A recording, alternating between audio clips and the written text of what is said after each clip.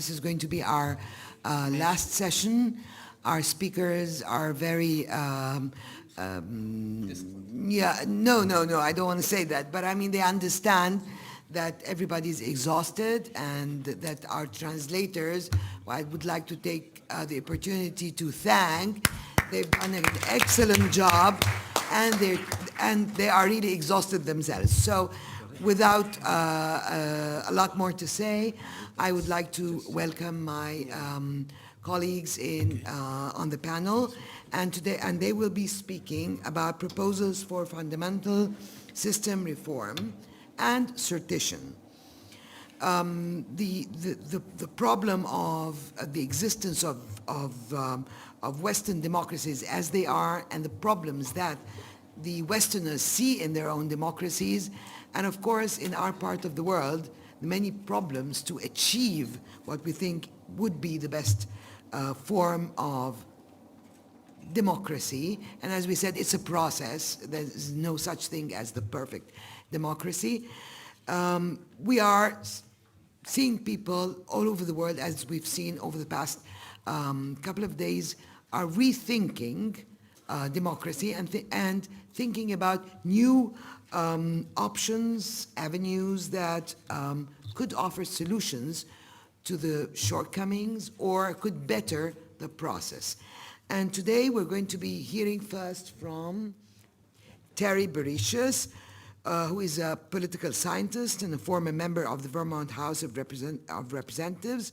He's involved in founding and setting up several political parties and is a policy analyst for Fair Vote.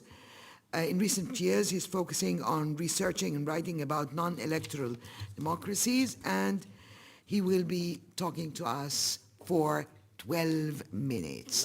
Okay, so we've timed ourselves 12 minutes each so that we can get on. Terry, please. Okay, thank you. I am going to be under 12 minutes. That's my target, I'm sure. So I don't want to contradict the people who've said that process of sortition and deliberative democracy can be a supplement and an addition to representative democracy as we know it through election. It certainly can be, and certainly in the foreseeable future will only be in that structure. What I'm going to talk about, though, is a little bit of a thought experiment to understand that elections should be a choice that we make, that we want to use them for a particular purpose, not that we must have them to have democracy. I'm just going to lay out an example of how a democracy could function, whether there were elections or not, or how democracy might work without elections within a certain realm. Let's say the issue of health care were removed from the political realm and put into a sortition realm, or some other policy issue. So this is the issue. There are three key Athenian practices that are worth remembering. One, choosing lawmakers and other deliberative bodies by lot rather than election. Two, dividing legislative tasks between multiple bodies, each with particular characteristics. And three, utilizing both temporary bodies, which serve for only one day in many cases, and long-term bodies based on the particular characteristics that they sought. The Athenian separation of powers between multiple randomly selected bodies and the self-selected attendees of the assembly, the People's Assembly, achieved three goals that are important, but that our modern elected legislatures do not achieve. One, the legislative bodies were descriptively representative, accurately representative of the citizenry. Two, they were highly resistant to corruption and undue concentration of political power. For the courts, they might not know who was going to be on the jury until that morning. There was no time to bribe them. Three, the opportunity to participate and make decisions was spread broadly throughout the relevant population, perhaps only for a short period of time, then no involvement for a year, and then another day in terms of being on a jury. By separating legislative tasks into bite-sized chunks, ordinary citizens in single-topic juries with professional and expert advisors can actually be effectively more competent than many politicians. In all-purpose legislatures, as we have them, most members do not even read most of the bills they vote on. Their staff do, the lobbyists do, and tell them, the party leaders do, tell them how they should vote. There are other advantages to dividing legislative tasks among multiple bodies. Deliberation among a truly diverse group can pull together diffuse knowledge, community knowledge, and research has shown that diverse groups can actually outperform homogeneous groups of so-called experts in terms of problem solving. So there are certain advantages to such deliberation, such as willingness to seek out win-win solutions rather than simply winning. Such problem-solving deliberation is almost wholly absent in modern elected legislatures. It's about this group made their decision in that caucus, this group made their decision, and then it's about who can win and no attempt to find common ground or win-win. That's not helpful to winning the next election. Thus, I do not see a simple one-for-one replacement of an elected representative legislature by a randomly selected representative legislature in an all-purpose function. My notion is that we'd have many juries on perhaps a single bill, and I will describe the actual design in just a moment. Evidence shows that most citizens would readily participate for a set period of time with appropriate compensation in a process which they believed their input really mattered, unlike one vote out of millions in a popular election. This democratic process would bear almost no relationship to politics as we know it today. Being one of those selected has the potential to overcome the rational ignorance I mentioned previously, which is a problem in mass elections. Just as jurors in court cases typically complain about the nuisance of serving beforehand, they almost universally take the job very seriously.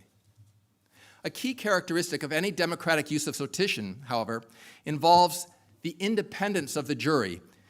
There's a danger. It is all too easy to imagine how a jury could be led around by government officials who were in control of the flow of information and advisors.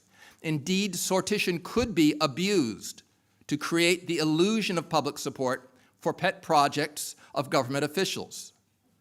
This is why one of the most crucial elements, I believe, in my design is the existence of a separate, standalone, meta-legislative body. Bodies that design the procedures for optimal democratic decision-making without regards to particular policies at hand. A professional staff for all juries should be accountable to perhaps another randomly selected oversight body, rather than accountable to elected or appointed government officials. An allotted body called an agenda council could have the responsibility for setting the agendas of policy-making bodies, but this agenda council would not draft the bills. Their task would be one chunk of the legislative process. Once an agenda council is called for legislation on a particular issue, there could be a call for interest panels. If any citizen who wanted could join an interest panel, there could be dozens, hundreds of interest panels, small, maybe a dozen citizens, whose job would be to try and craft a proposal. Now, they're not trying to craft the perfect proposal, they're trying to craft a proposal that can pass the review of a jury. So they're automatically moderated, because they're trying to craft something that's not just their pet idea, but one that can appeal to the general population. There would be a single review panel, in my notion, for each policy area, one on transportation, one on energy, one on environment, whatever.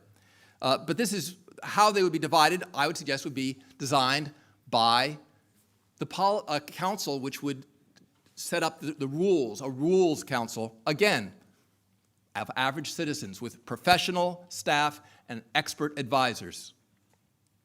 A key feature of this proposal is that we don't leave the final decisions on policy to these self-appointed interest panels.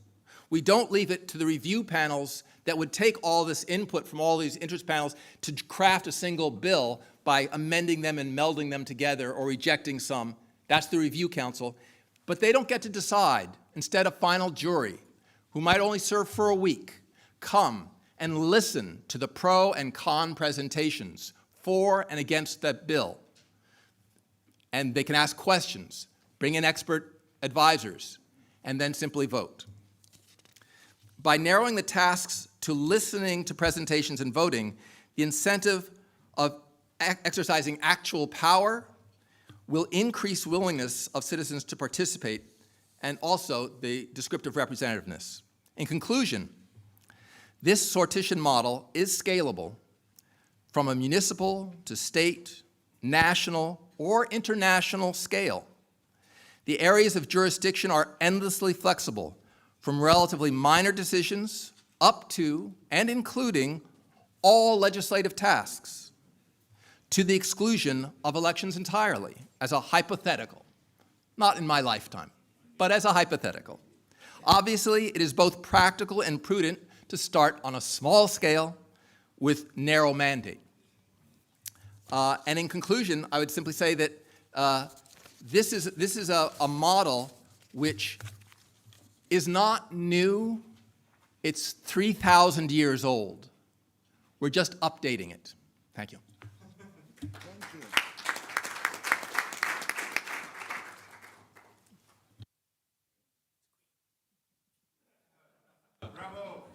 Terry, you are a model speaker. Okay, thank you. Now we turn to Oliver Dolan, who is a scholar, former teacher, and political scientist. In his PhD, he worked on the political value of selecting citizens for public office by lottery. He has several publications in political theory and is currently working in Sciences Po in Paris and will soon lead a research project on randomly selected parliamentary monitors. Oliver? Hello. Lovely to be here. I've enjoyed the conference so far. I'm very grateful to have been asked to speak. My work concerns random selection of citizens for public office, particularly what distinguishes this form of political selection from all others and how it might be valuable in a political context. How I'm going to approach this is I start small. It's like following a line of inquiry. I start with the qualities of the lottery itself, as it were, and then see where this leads in terms of where it could be have most optimum use in modern politics. And let's hope I get... Yes. Long history, we know about this. It was a mainstay of Athenian democracy, widely practiced in late medieval and Renaissance Europe, survives in a random selected jury. This kind of frog spawn diagram, which I've got for you, is just to show that there's certain areas where there's quite a lot of quite self-conscious practice of this, where practice and theory were, because there's so many instances of problem solving that people knew intuitively what it was all about. And then there are other instances that are standalone. The point is that while we have a lot of evidence of where and how lottery was used, we have very little indication of why. We therefore have to go to history and look in other ways, but we have some very interesting tidbits that give us an indication of why it could be used. And one great one is in 1465, under the Medici dictatorship in Florence, there was a pro-Republican movement that got up opposing them, and they had two main demands. One was for the freedom of political expression. The other was for the restoration of random selection for public offices. And that's very revealing. Certainly, they'd had a system of random selection in Florence for quite a while, but it was discontinued under the Medici as replaced by a carefully arranged system of appointment and election that could be controlled by patronage and personal pressure. The demand alongside for retention of sortition, alongside the very modern-sounding demand for political expression, shows it to be on the very front line of the battle against tyranny and autocratic rule, and that's a very important indication. So to get further on this, however, we have to go to look at the lottery, and this is my diagram for the lottery, a procedural diagram, because if we start from the lottery process itself, we can see why it seems to have this potential as indicated by the Medici example. On the left are the options. On the right is the chosen option. In the centre is this zone which I call the blind break. Now, the importance about the blind break is there is a break in the rational process of decision making where the normal procedure of weighing up options rationally no longer applies. So we can see that in the middle. Now, what this does, the blind break, for instance, defines the lottery. If you have no blind break, you don't have a lottery. If somebody puts their hand in the box and wriggles it around or has a little look at the things, we know it's not a fair lottery. So it's a definition of a lottery. Every lottery, from a tossed coin to anything more complicated, has this factor to it. It helps us to think clearly about lottery application. To use a lottery successfully, we have to ask what benefits the blind break could bring to any particular problem. What work are we asking this blind break to do?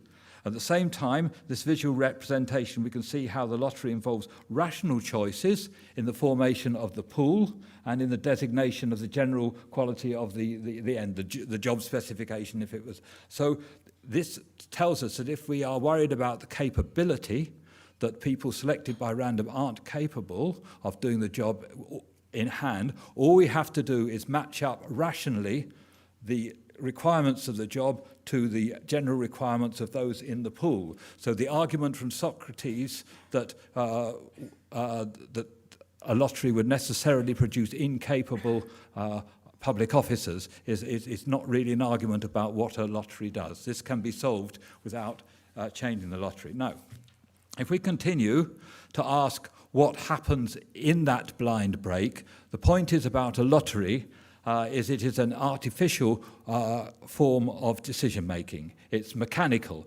Therefore, it actually excludes all the things that normally go into a human choice by human agency. And so we have a lottery is unemotional, non-discriminating, amoral, illogical, impartial, non-prejudicial, and so forth. But the point is about a lottery is that when you hold a lottery, you get all of these qualities pertaining to the decision, and you get them all at once. You can't say, I want it to be an impartial decision, but I'd like a rational decision, please. No, you get the lot. So if you're deciding when and where to use a lottery optimally and to use it for something, you have to make a decision between which of those the positives in your circumstances are going to outweigh the negatives. You can adjust them by other mechanisms, other parts of a total design. We see in a jury selection, you have a challenge to the jury. You have juries selected by lot, but if you happen to choose the husband or the relation to the accused, you can then have a challenge which corrects that problem. Now, talking about exclusions, I jumped quite a long way in my researches, but the most important exclusion in political terms is the exclusion of power relations from a lottery decision.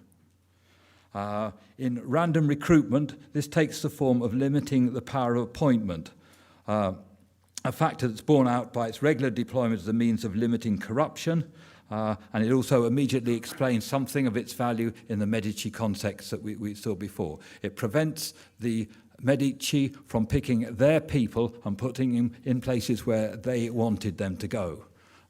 So it's in the anti-corruption case is important in the jury selection, which was took place in the decision to hold juries by random selection in 1830 in Britain, when it was to curtail the power of appointment of the under-sheriff, who used to pick people who were busy and wealthy so that he could get the bribes from them. So limitation of personal and partisan power also indicates the capacity of lottery selection to facilitate political consolidation. So we go to the next one, and this is an interesting one.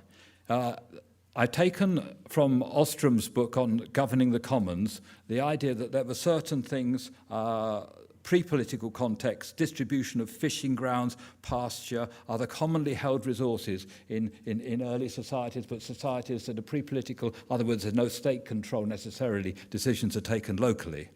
and pastures and so forth, carried out by lottery. In these cases, the participants opt for the use of a lottery as a form of anonymous mediator or arbitrator. This can be illustrated by a triadic or conical form where the apex stands for the impartial mediating body. So here is it's illustrated again of the mediating element, which is different from the contending parties. If we take another diagram of it, we can see if you have many contending parties, you still have a mediator which is distinguished by being different from those others, as being not competitive, and is involved in bringing them under a common umbrella. Now, we can see this, and this is an important point, not only as a model of lottery mediation, but as a model for political consolidation itself, where contending parties agree to form institutions and commit to a common process. This is, well, it starts off with me looking at lotteries and seeing how lotteries do this from the point of view of anonymous mediator. We get the idea of a triadic structure, and from there we can actually look at the political process itself as involving mediation as a major part of it, putting impartial structures in the way of contending parties to bring them under the same common purpose. We can contrast these forms of mediative institutional structures and relationships with oppositional relationships where contending parties only seek absolute power, where there is no or little effective mediation. When political consolidation takes place, largely oppositional relationships become mediated by the adoption of agreed procedures and rules governing political conduct. Okay, so where does that take us? Well, a lottery does the job particularly well because it is demonstrably impartial means of decision-making and inhibits the exercise of partisan power because it does inhibit power. That's what I mentioned earlier. It follows that random recruitment is particularly effective when understood and used in accordance with this framework. In other words, when it is used to strengthen mediative relations or to protect mediative political institutions. A constitution involving systematic use of random recruitment for this purpose can be illustrated in this following way. So here I am, I'm bringing pyramids back to Egypt. These, as you say, is a constitutional sketch of where you would have mediative institutions, and we can think of them, they could be ombudsmen, they could be organizations covered making sure the fairness of the political system in all different ways. But you can see the idea there that they would be protected. The institutions are protected by having lotteries within them. The dots up in the ceiling there are the citizens at large, who would then be channeled through in rotation through to these mediative structures, and the blobs, the ominous blobs in the corner, are the factions who are attempting to take over. Would be attempting to take over the institutions. Now, institutional capture is one step towards tyranny. It's a question of factions. It's a question that has dogged political democratic development in recent years and for very much longer before that. Okay. In this model, the constitution as a whole will become stronger and more stable as increasing numbers of citizens become involved in the defence of the mediative nature of the key institutions. So we have the idea of the participation of citizens, but not in the first instance to make decisions, but to protect the processes by which decisions are made. It's a different instance, and this chimes more with the mediative nature, the impartial nature of lottery decisions. So choosing people by these means to take part in these sorts of functions makes logical sense. Okay. So what sort of constitutional forms? Well, one of the main ways that I'm moving on this is to look at the idea of citizen witnesses. Election monitors to select citizens charged with overseeing the conduct of MPs. It's also possible to envisage similarly selected groups in institutions that ensure the fairness and propriety of the media, institutions that help guarantee the impartiality of judicial appointments or that oversee the conduct of constitutional courts, the police or the military, especially when used in a public order capacity. So we can see there are lots of opportunities within a constitution for watchdogs, for political randomly selected groupings, and they could also have roles in the executive as watchdogs in nationalised industries, public healthcare, transport, and so forth. And there would be small groups with a largely observational role, with the opportunity of bouncing down, reporting issues of concern to other bodies or agencies for further consideration or remedial action. So that would be the kind of way that it would work within an existing constitution. So this brings us to another important principle. I've got here, I'll carry on here, that irrational and random systems should be clearly designed to support and improve the collective rational process of political decision-making and should not seek to compromise or replace that process. And I think that's very important. We've seen it's irrational, but it's the irrational in pursuit of rational ends. We've got to be very careful that we give the legitimacy, the greatest legitimacy to the collective process of rational consideration. So I have the line which we saw in the previous one, that the optimum use of randomly selected institutions is somewhere between the small room and the referendum. The referendum being the epitome of the collective decision-making, the small room being the place that, yes, we need small rooms, but we also need them to be accountable where the decisions are made in small rooms. Okay, my final point is that this type of scheme is set firmly in the context of what I call the political development of the citizenry, a growing ability of the citizenry to take responsible for and ownership of what is essential for their political system. It's a self-conscious citizenry. In practice, this type of scheme will be part of an ongoing learning process across a wide range of governmental and political institutions. This is what it sets it apart from liberal democratic models where citizen participation is largely limited to periodic voting or partisan activism. It's a form of entrance into political society which doesn't rely on party membership or the very periodic voting. Problems of design, training, balance, and integration can then be approached and solved incrementally within a stable, developing political context. Finally, why I believe this sort of scheme merits further consideration. First, it complements and seeks to improve existing democratic forms. Unlike late 20th century democratization, it takes the problems of factions, institutional capture, and interfactional disintegration seriously. Its implementation can take place incrementally, and it is not dependent, very important point this, it is not dependent on any pre-existing level or any specific model of social or economic development.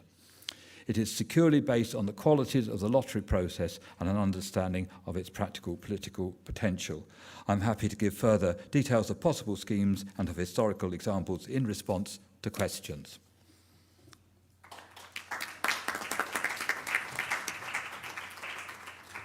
Thank you very much, Oliver. And now we have David, our third speaker is David Schechter, who is an independent democracy researcher and who focuses on Sortition, other democracy innovations.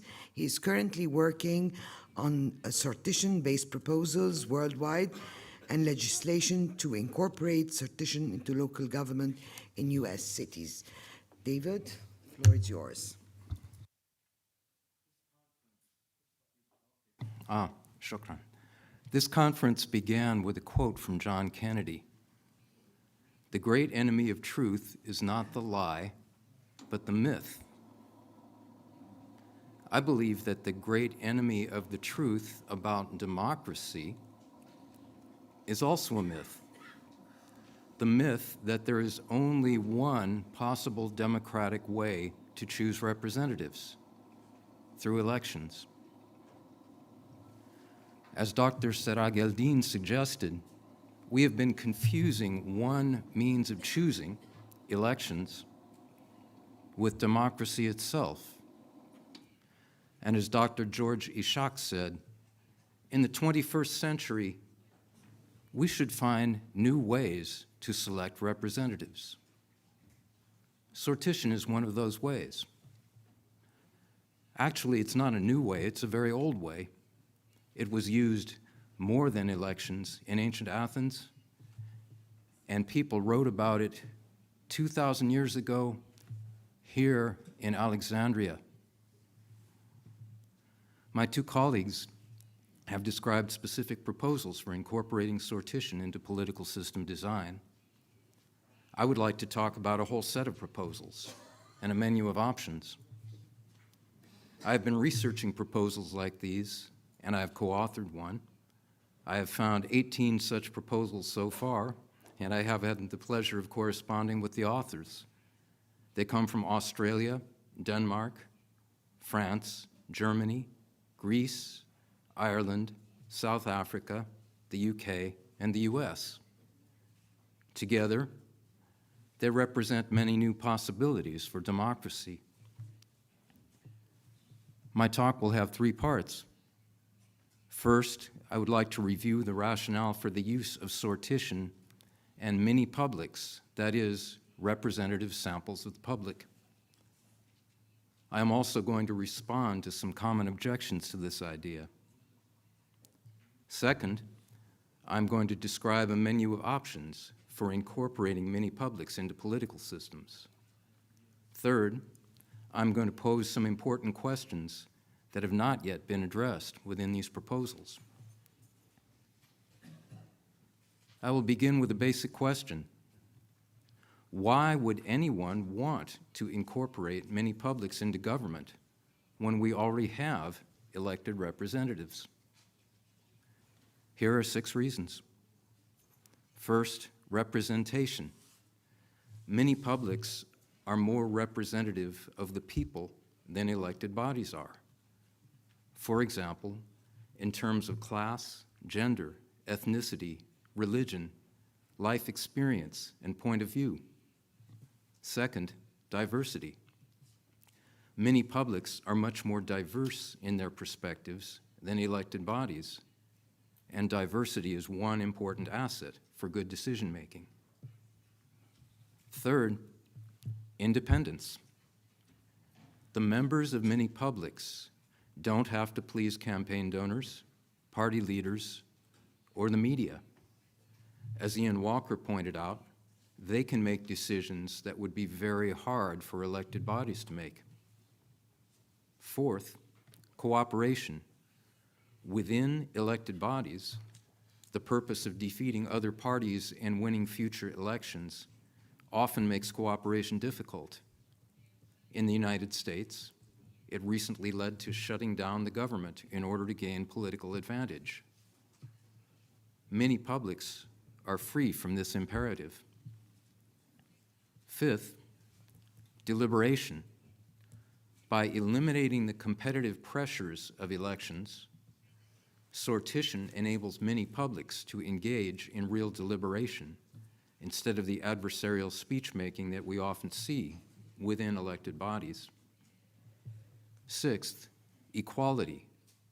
With mini-publics, the opportunity to be a decision-maker is equally available to all the people. I would now like to address some common objections. First, competence. Would randomly selected members of the public be competent to do the work of policymaking? With mini-publics, we are concerned with the competence of groups, not individuals, and that competence has been proven many times in the kinds of experiments described earlier today. In addition, most of the proposals give individual mini-publics considerably less responsibility than today's all-purpose legislatures. Willingness to serve. Would ordinary people be willing to leave their jobs and take on the role of political representatives? Some of the proposals only require a short-term commitment, similar to jury service. For longer terms, people would be well paid, and though many might decline, we would only need enough willing people to have representative samples. Third, accountability. How could randomly selected representatives be held accountable to the people? Mini-publics are the people. They are representative samples of the public, and they only need to be accountable to their own consciences, together deliberating as a group. Participation. With elections, everyone gets to vote. But with sortition, how could people participate if they weren't selected? There are many ways, and you've heard some of them described earlier today. Finally, the people's right to choose. How could anyone justify taking away the people's right to choose their leaders? First of all, most of the people that are writing about this, as has been stated a number of times, are talking about combining elected bodies and randomly selected bodies. But in terms of leaders, during elections, people choose their leaders. With many publics, the people can also become leaders. So what are some options for incorporating many publics into government? One is to add a new mini-public to the existing structure. Ethan Lieb has proposed a randomly selected fourth branch of government that would perform the function of initiative and referendum. Kevin O'Leary has proposed a randomly selected third chamber for the U.S. Congress, kind of like what Ian Walker was referring to, that could veto bills, initiate a few bills, and force a vote on bills stuck in committee.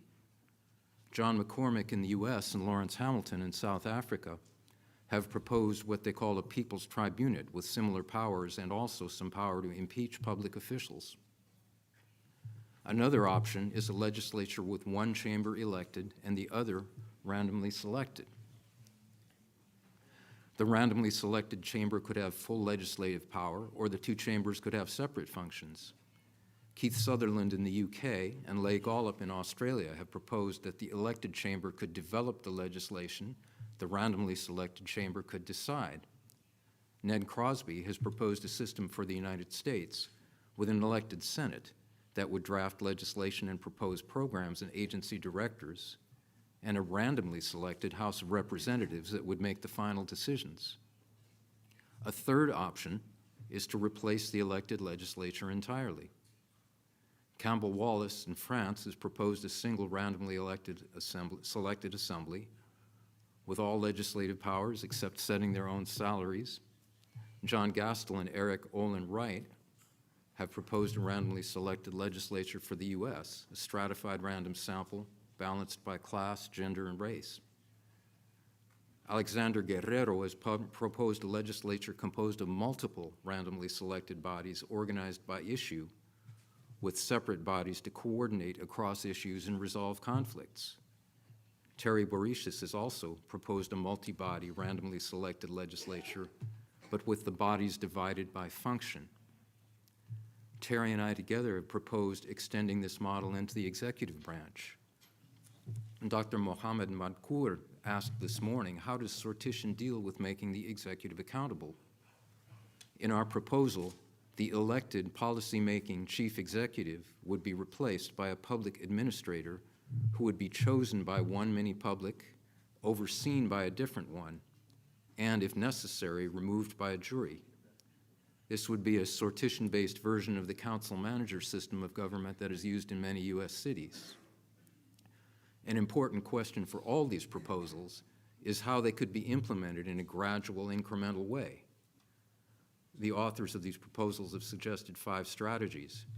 Start with a local implementation, then expand to higher levels. Start with one issue, then expand to more. Start with a body that has very limited powers, then expand those powers. Start by choosing a portion of legislators by lot and then gradually increase the proportion. I believe that adding these ideas to the toolkit could do a lot to enable better democracy. Let's see, how much time is there? About 1 minute and 40 seconds. All right, I think I can do this. Okay. All these proposals represent only a small step in a large project, but hopefully it's a step in the right direction.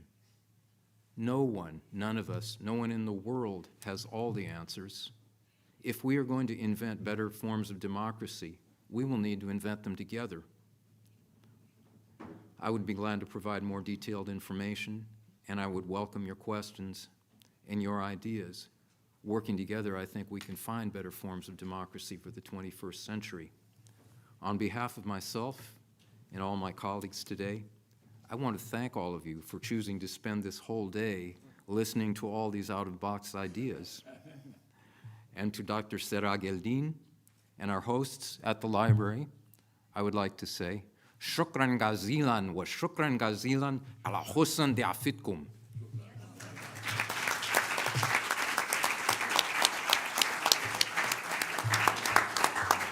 Great, and even before time. Thank you ever so much.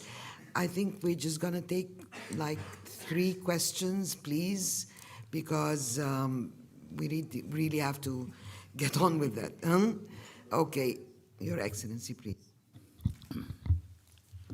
Some people say if it's not broken, don't fix it. And of course, it's not the case about the representative government. But if it had been functioning for so long, why not try to fix it instead of this transformation, which I respect from the point of view of the intellectual, of the work you've had, even the experiences. But against that experience, let me tell you that I think that it would be much more challenging to try to perfect the system of representation because I've been speaking about this since the first day. I'm sorry, but I'm obsessed with this subject. One thing, if you select by lottery, you are promoting the indifference of the people, of the voters. With the voting system, they have to go to the voting booth and make up their minds. And they make up their minds with common sense. It's very difficult to know why people vote, but the system is not that bad. Even I was elected president, so imagine, anybody can be elected. The other is to compare, and in these critics you need to select types of representation. They are countries with very strong political parties which are elected. People in my country, my party will be 180 years next year. It's an experience that has been very long, a happy country, democratic, really fair country.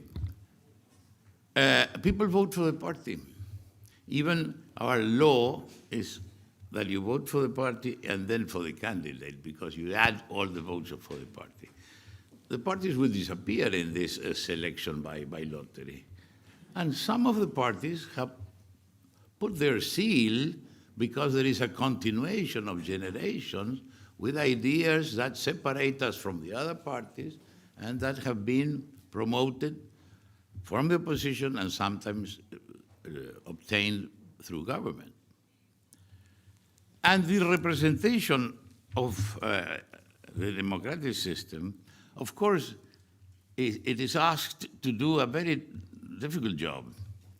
When you have corporations, teachers, farmers, so on, of course they are narrow in their scope, but very deep, because farmers look at life through rain, taxes, and nothing more or less, but that's the way.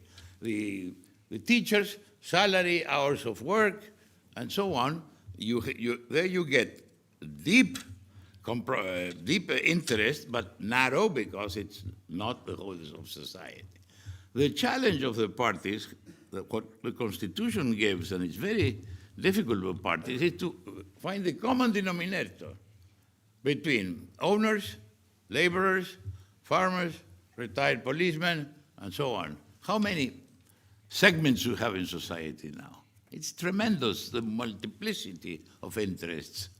But the only way to find a common denominator is through the parties. Because, of course, people see life through being a farmer or a teacher. And perhaps they will vote through looking at reality through that crystal. But that day, they put on their suit of citizens, and they are accounted one by one only as citizens. And then the elected government must be fair, just, so difficult, between interests that you get, nobody likes you at the end of the day, and that's a very good thing, because you've been fair between all the different interests. So I would perhaps mesh one system, but not in the same hierarchical order, because what is the real role of parties is electing the media to elect, the way to elect people that arrive to a certain category in which they can approve rules. No union can approve rules, no ONG can approve rules. We, sitting in parliament, will approve rules. That means mandatory for the rest of society. And that makes political parties a category, a class by their own. So I would try to, perhaps through lottery, through more assessment, more contact with the randomly elected citizens that can tell them what to do or suggest, but I would try to better our old, dear old system of parties and politics. Thank you. Thank you, sir. Thank you. Can we, who would like to respond before we take on, okay, I think also David had his hand up and then, okay, whoever would like to respond? I don't see any contradiction between the model of random selection that I've just proposed and what you are talking about. I can't see how the ownership of and participation in lots of different areas of making the political process fairer, more inclusive, and adhering to agreed standards can do anything but improve the process that you like so much. Okay, David? Yeah, a very short comment. I'm surprised I have not heard anyone say, well, if you choose people by random selection, you might end up with all women, for instance. Maybe everyone is here quite aware. Maybe everyone here is quite aware that the law of large numbers, it predicts that that will never happen. Congratulations to the women of Egypt who have now, I believe, 86 women in the parliament of a 500-member parliament. Is that right? That's close to 20%, which is what the United States has in its Senate of women. And that, if it were a matter of selecting by random, would be a 1 in 1 billion outcome. In other words, it is such, you would get 50, very close to 50-50. That's something I hope that everyone is aware. Thank you. Picking up on the President's comments, I think, I mean, it is a really interesting notion. If we go to 100% as part of being what's been advocated here of non-representative democracy, you do actually remove that engagement that every citizen has at the moment, which is in the representative space. But I think also in this notion of accountability, a great deal of what government does is not just legislating, it's actually running. It's running hospitals, running public transport, running police. Now, if people don't like, if it is felt that agencies are being poorly run, the health system's bad, public transport's bad, then people can actually mobilise against that and change the government. Under a model that was purely done by random sampling and through your complex administrative arrangement there would be no actual capacity for the public to mobilise and take action and throw out a government and ensure that you get a better administration in. So by going totally away from the non-representative government, arguably you are reducing the ability of the public to engage in and affect an outcome. Thank you. Yes, there. Obviously, it depends on the details of how you structure it. And I agree that there's a lot we could do to improve the elections, like campaign finance reform, term limits, whatever. And all those sorts of things should be done, because we're not going to do anything as odd as I'm proposing in any time soon. However, in terms of accountability in Australia, there's a parliamentary system where the government is the elected representatives and their leader, et cetera, et cetera. But there's also other structures of government where there's a separate executive branch. And you could certainly have a model where the separate executive branch, as has been suggested, might be administrative. Their task is simply to do the job, the policies that have been enacted by the legislature. And if they don't do a good job, they can be thrown out either by a petition referendum process, a jury, a mini-public could, every month they could have a mini-public gather to evaluate the performance of the current government, the current administration, remove them. If they're not doing a good job, then they go through a hiring process through a mini-public to hire a new executive. But the point is, you could have the executive not be a policy person. We're used to very powerful presidents, the United States and Egypt, a lot of places have very powerful presidents. And that might be good, but maybe it's not. Maybe we should let the policies be set by the legislative branch and have the executive merely administer rather than propose ideas. But there's nothing to prevent a structure being organized to have a complete accountability, more accountability rather than waiting 2, 4, 6 years. Every month you could have an accountability jury saying the administrator is still doing a good job, or nope, he's out, she's out. Okay, I think one of the young people there had, we'll just take one more question because I really have to close this. So you choose, one of you can talk. Yes.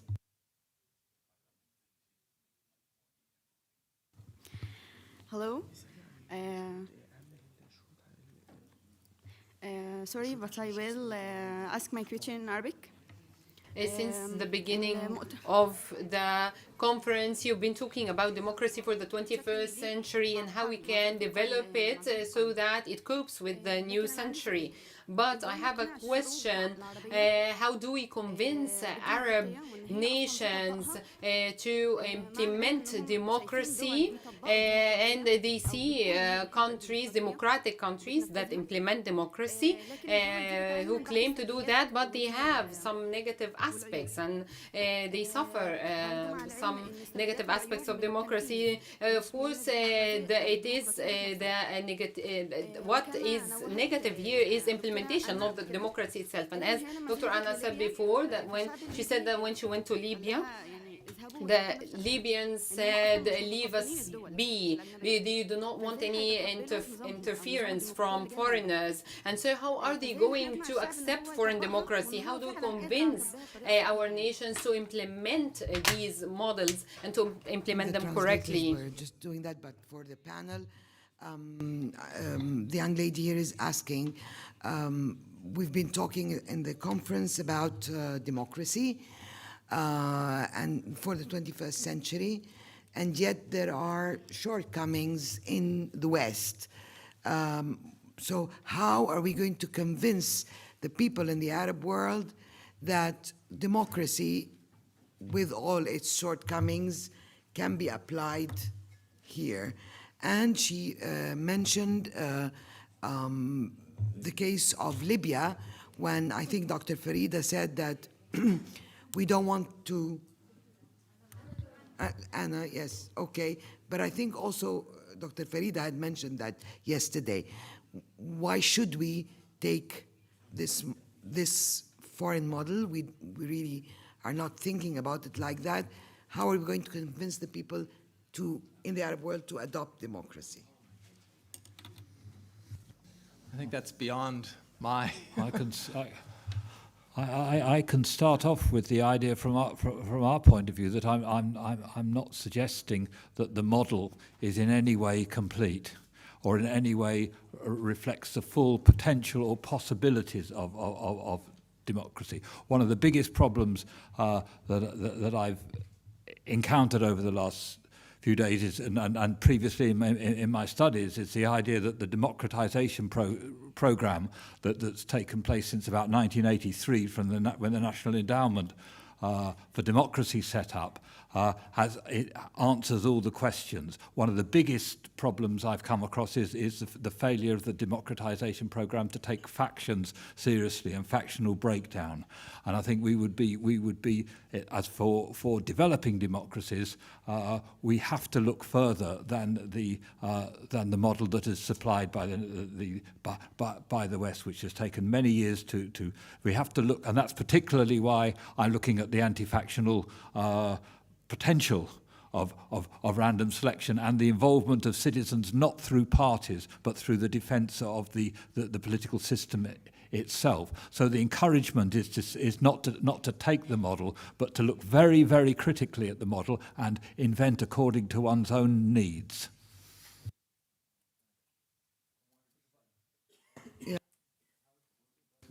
Yeah. Microphone? Thank you.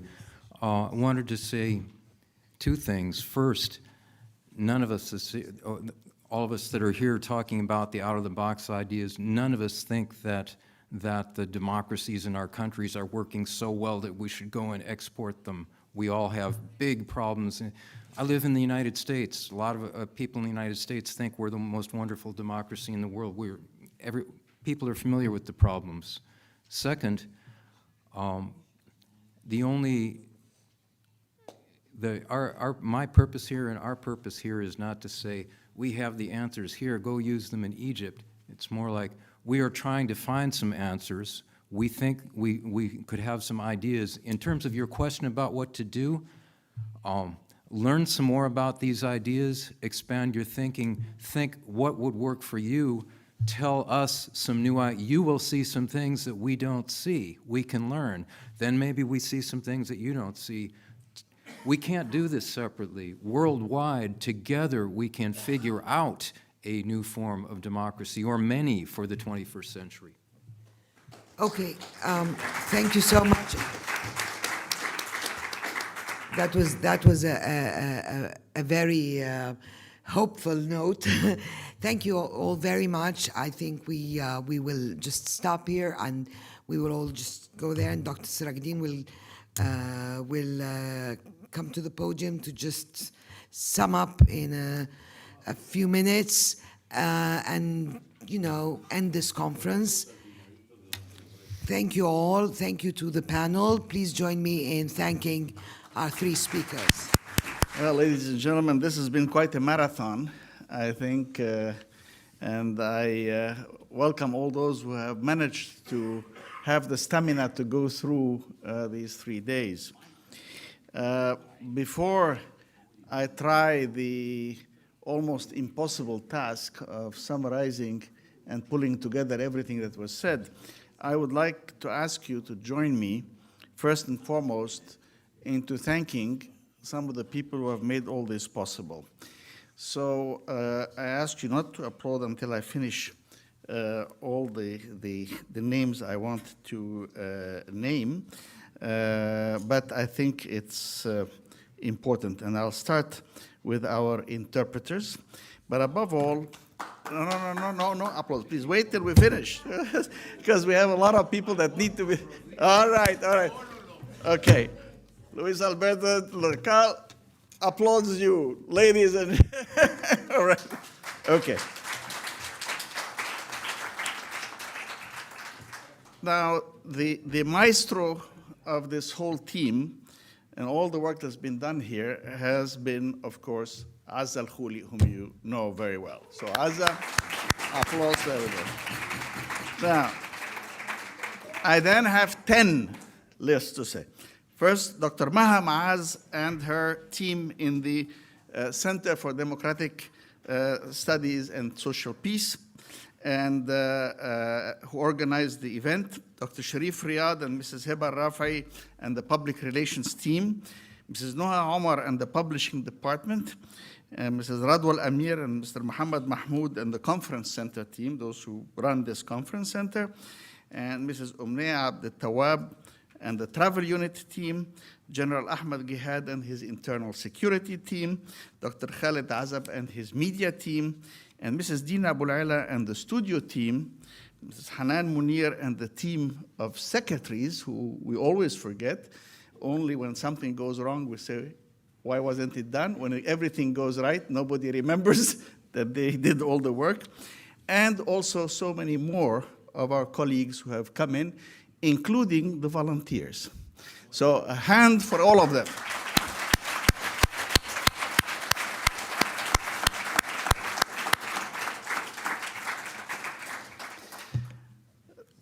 Now, I think we have ranged far and wide on a journey of exploration and discovery on the complex issue of democracy and what it means generally, what it has meant historically, and what it means for the 21st century.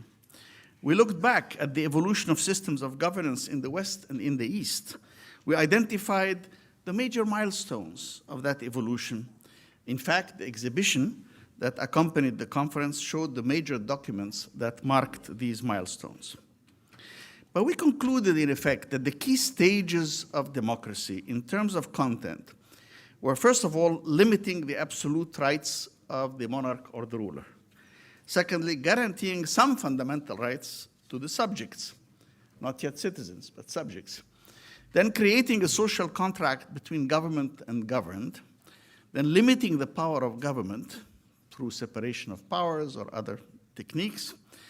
Then emphasizing that the legitimacy of government comes from the consent of the governed. And then to recognize the voice of the sovereign people represented by an elected government, and then the right to participate in electing that government was initially limited to an elite, land-owning men, whites, etc., and to the privileged few, and then moving towards universal suffrage for all.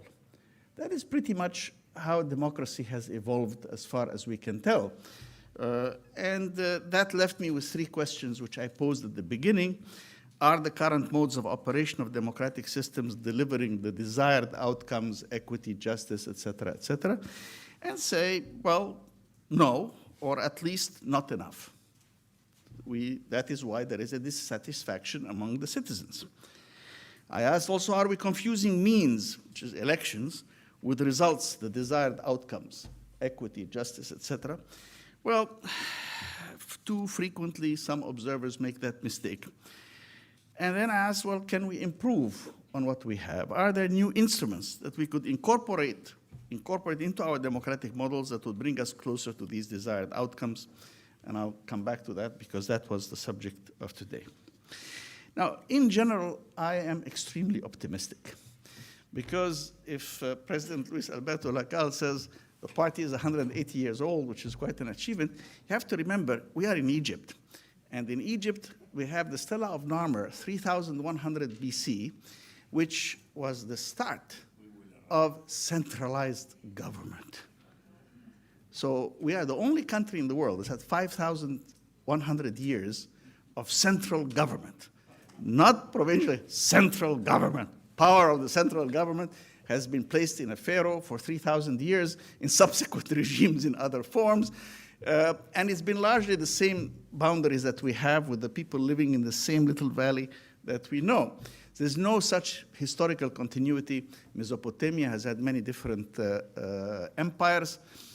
China was only unified a mere 2,200 years ago. So, I mean, Egypt has about 3,000 years more. So, we're talking about democracy that may be about 200 years old against centralized government that's been 5,000 years around here. So it's kind of an uphill fight for some of us. The world, however, the reason I'm so optimistic is that the world was really transformed in the last century. Just think for a moment with me what it was like at the beginning of the last century. Colonialism was rampant, racism was accepted everywhere, women had no rights, they certainly did not participate into anything, and we were about to launch into the fall of empires, the two biggest bloodbaths that history has ever known, First and Second World Wars, and the rise in between the two world wars, the Great Depression, one of the worst economic crises to hit the world, and the rise of all the totalitarian systems, communism, fascism, and Nazism, and with a strong taint of racism. And then look at what happened in the second half as we start moving up. Well, there was human rights, the United Nations, and the march of democracy, which we addressed in this conference by looking at the experience of Latin America in the 80s. I could say before that there was the decolonization movement in the 60s and early 70s, but the march of democracy was really with Latin America in the 80s and Eastern Europe with the collapse of the former Soviet Union. and the creation of the EU, which is one of the most amazing creations ever, the European Union, that you could actually imagine that people who have been fighting continuously for centuries would actually collaborate, and that Germans would remain Germans, and French would remain French, and the Italians would remain Italians. And it succeeded beyond anybody's possible imagination. Within one generation, you have young Germans and young Frenchmen who cannot conceive that their countries would ever go to war with each other. This is so impossible. If you return, their fathers and their grandfathers would have never believed that peace was possible after the War of 1870, 1914, 1939, et cetera, et cetera. And then we moved on. We've had conventions on human rights. We've had the CEDAW, Convention to Eliminate Discrimination Against Women, and we ended the century with the Convention on the Rights of the Child. Look where we began, and look where we ended in a mere 100 years. Now, a mere 100 years may seem like a lot for some of our young people here, but as I was mentioning, think of the 5,100 years of despotic centralized government, and then think of what we achieved in 100 years and where we want to go. So by the end of the century and the beginning of the 21st century, we had strange phenomena beginning to happen. The surge of democracy suddenly seemed to be blocked. And I'm a member of the Belgian Academy, and we showed la démocratie enrayée. Something has blocked. Something has blocked. We talked about the United States that twice closed down the federal government in 20 years. An unthinkable thing. And as a result of that, we're beginning to ask, why is there this malaise? Well, sometimes it is because you have passed beyond the immediate needs. It's like a person who is starving, and they have very primary demands. And then when you have a person who is well off, then they start using their resources in different ways. And then sometimes when you have people who are very well off, they start being bored. They start being bored. What do you mean bored? I mean, the average person, when they're hungry, they haven't got the time to be bored. They're involved in solving these problems. And we have seen globalization succeed enormously. And along with globalization, not homogenization as some people imagined, but in fact the rise of local identities and assertion of these local identities. We are witnessing a scientific revolution that is really beyond anything we could imagine. The speed with which things are being transformed, not only in the ICT revolution, which we all know, more mobile phones than there are human beings on the planet, 2 billion smartphones that link the internet with the mobile telephony all over the world, but also in the biological revolution. I happen to serve right now on a panel for the global academies on looking at what is going to be done through gene editing, or when, if anything, should be done to the human genome as well. But we witness new forms of connectivity. So our journey of going through this, thinking about whether we can have instantaneous referendums on mobile phones or not, has also forced us to look at these experiences. And I think in the first and second day, we looked at democracy from many different sides. And in that spirit, I would say, like T.S. Eliot said, that we shall not cease from exploration, and the end of all our exploring will be to arrive where we started and know the place for the first time. A very wise quatrain, because indeed what we did at the end of those first 2 days was to recognize that the essence of what we were looking for were these desired outcomes, and that to the best of our abilities, the systems that we call democratic systems so far are those that have had the greatest success in protecting human rights, protecting minorities, and getting us closest to having accountability and transparency and other forms of governance that would enable us to achieve some of these desiderata. But now I would say that if we have also recognized the destination with renewed clarity, we have also recognized that the transition from dictatorship to democracy is particularly arduous and challenging. That these transitions are difficult, We learn somewhat from Latin America and from Eastern Europe.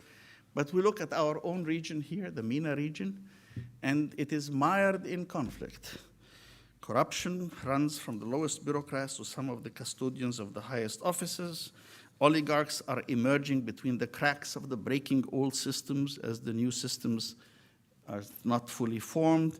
There's anxiety among those who knew the old system that is vanishing, while the youth drifts between uncertainty and aimlessness. With violence in the streets and rampant profiteering and black markets, with a virtual despair among the many who seek a life of dignity amidst the ruins of bygone systems and the incompleteness of the new. The general outlook for a system in revolutionary change can indeed be bleak, as we have been reminded. And bleak it is if you look around us here around Egypt, not even mentioning the pockets of terrorism that we have in certain parts of Sinai or elsewhere. Look around us, the situation in Libya, the situation in Sudan, the situation in Somalia, the situation in Yemen, the situation in Syria, the situation in Iraq, the situation in the occupied territories in Palestine. It is a dismal landscape. It's very, very difficult. And so we must recognize the vulnerability of democracy in the early stages as opposed to the resilience of democratic institutions in mature democracies where the same institutions have been around for many, many, many decades, not just years, but decades as well. The second thing which we have to also recognize for our part of the world as well as for others is that the economic underpinning of a transitional system is important but extremely difficult. People expect improving living conditions, but transitions provide very poor conditions for economic development. So in fact, it is almost invariably true that in these periods of transition, the per capita incomes of people come down, at least for a short dip, we hope, and then pick up again once things are better structured, better established. And one of the problems that accompanies these transitions is that authoritarian regimes never really solved the problems. Saddam Hussein did not solve the problems that exist in Iraq. He simply suppressed them. And these problems exist in country after country. And when you remove the despotic political structure, then these divergences are unleashed. And you do not yet have in place a system that can mediate these differences for the public interest, a system where all the parties begin to recognize each other. Our part of the world is like a huge mosaic, a medley of small ethnicities, sects, religions, political affiliations, etc. And what is worse is that the regional powers, I'm not even going to talk about the global powers, United States, Europe, Russia, I'm talking about the regional powers. By that I mean countries like Egypt, Saudi Arabia, Turkey, Iran, so have very conflicting goals. So for example, the United States can talk with Turkey about joining in a battle against Daesh by supporting the Kurds in Kobane. But for the Turks, of course, the issue is that supporting the Kurds brings about a claim for the Eastern Kurds in Turkey, which challenges the territorial integrity of Turkey, et cetera, et cetera. There may be an agreement between the United States and Saudi Arabia about what to fight, how to fight Daesh on certain grounds, but then Saudi Arabia will disagree with the United States about how much support should be given to Shia militias in the pursuit of that goal. At the same time, the United States and Iran can agree on supporting the Iraqi regime, but then they are at loggerheads in relation to Israel and divergent in what to do in Syria, and so on and so forth. So you have complex intercutting agendas, and unfortunately, as we heard more than once and very eloquently from my beloved Farida, that there are too many fingers from too many foreign people in each local theater here. It's not as if we had a bunch of people like us sitting in one room like that and saying, what sort of a system are we going to have, and so on.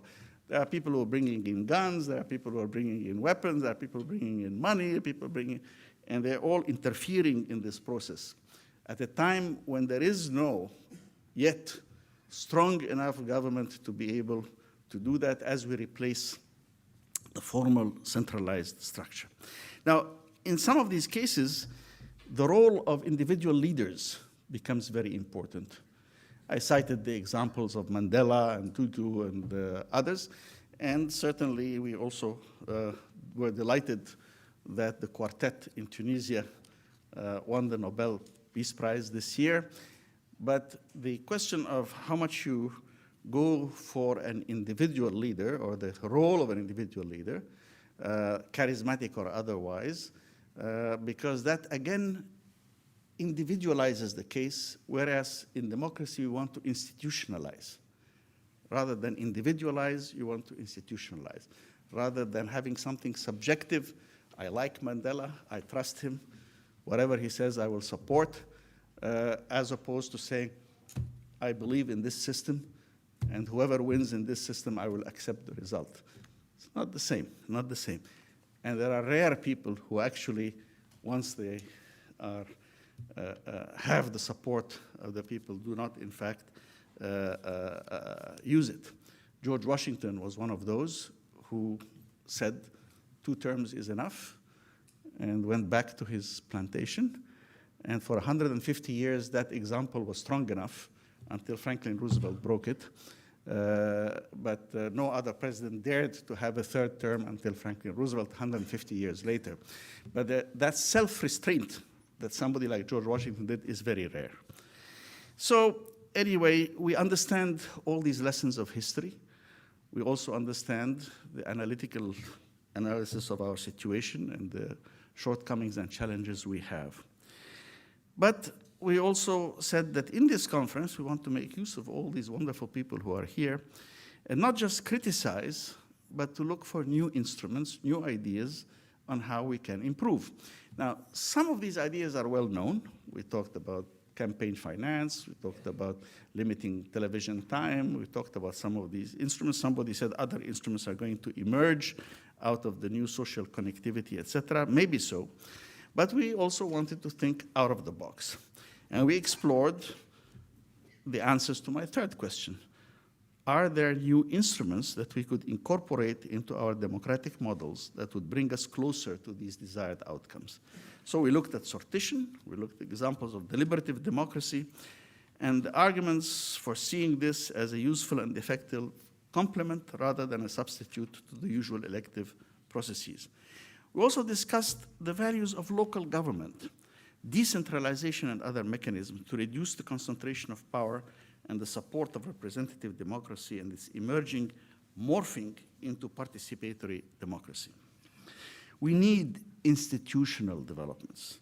We need to strengthen the emergence of a civil society. I showed more than once how the presence of a civil society, I gave the example of Northern Italy versus Southern Italy, enables the emergence of trust, governance, and accountability. And we recognize the danger signals that are here. So where do we stand now in the Arab world? Well, we are, I think, in a very difficult transition period, and that we cannot expect smooth sailing.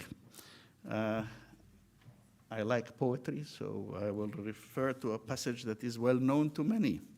There is a tide in the affairs of men, which taken at the flood leads on to fortune. Omitted all the voyage of their lives is bound in shallows and in miseries. On such a full sea are we now afloat, and we must take the current when it serves or lose our ventures. But we shall not lose our ventures.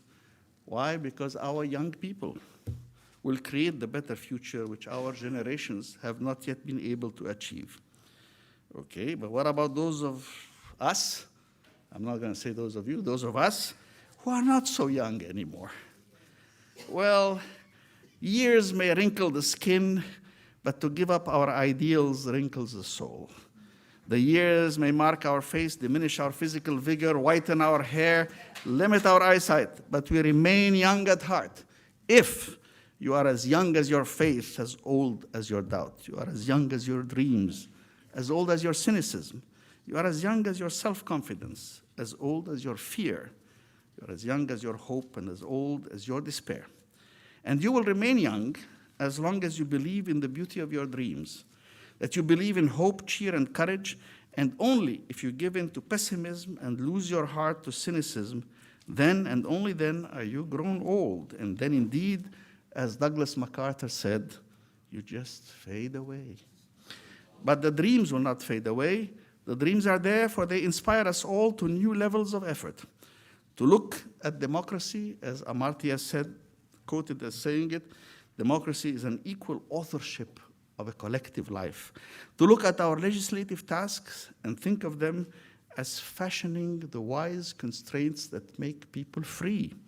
To look at the dawn of a new era and live by the immortal words that there are those who look at things as they are and ask why, but we are among those who look at the world as it could be and ask why not. And to confront these turbulent times in our world and take up the challenge of the future is our duty. If not now, when? And if not us, who? So let this conference be a small contribution to inspire each of us to think, to dream, and to act to help design the future. And I wish you many happy future adventures and happy journeys home.